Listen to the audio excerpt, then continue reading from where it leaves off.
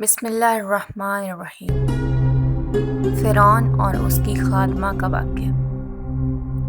حضور اکرم صلی اللہ علیہ وسلم شب معراج میں بیت المقدس کی طرف جاتے ہوئے مصر کے قریب ایک مقام سے گزرے تو انہیں نہایت ہی اعلیٰ اور زبردست خوشبو آنے لگی۔ آپ صلی اللہ علیہ وسلم نے حضرت جبرائیل علیہ السلام سے پوچھا کہ یہ خوشبو کیسی ہے؟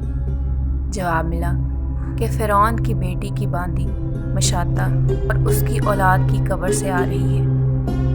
پھر حضرت جبرائیل علیہ السلام نے اس کا قصہ بیان کیا کہ مشاطہ فرعون کی بیٹی کی خادمہ تھی اور وہ خفیہ طور پر اسلام لا چکی تھی۔ ایک دن فرعون کی لڑکی کو کنگھی کرتے ہوئے اس کے ہاتھ سے اتفاقاً کنگھی گر پڑی۔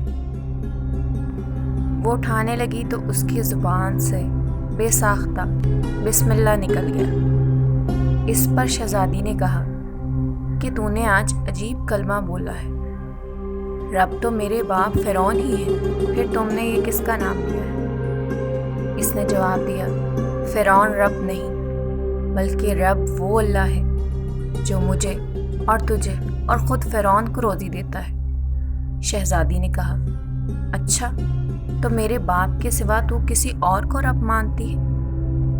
اس نے جواب دیا، ہاں میرا اور تیرے باپ کا سب کا رب اللہ ہی ہے۔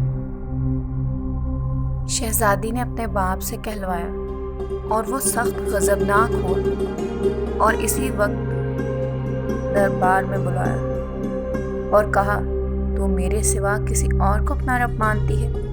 اس نے کہا کہ میرا، تیرا اور ہم سب کا رب اللہ تعالیٰ ہے جو بلندیوں اور بزرگی والا ہے۔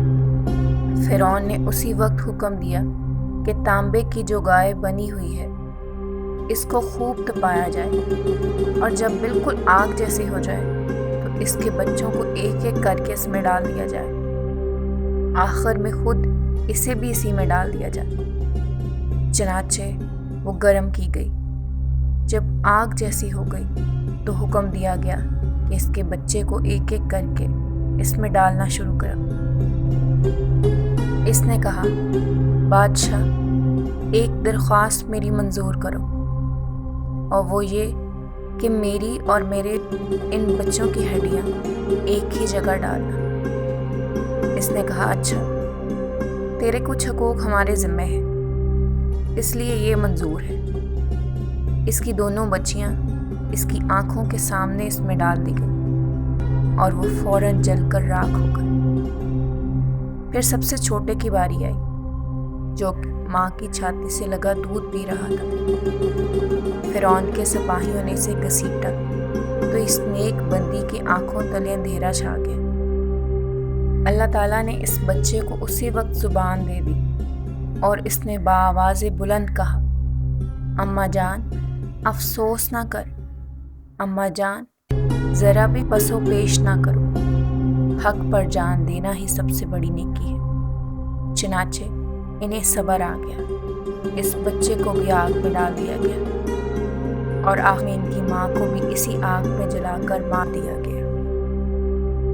خوشبو کی مہکیں اس کے جنتی محل سے آ رہی ہیں۔ سبحان اللہ۔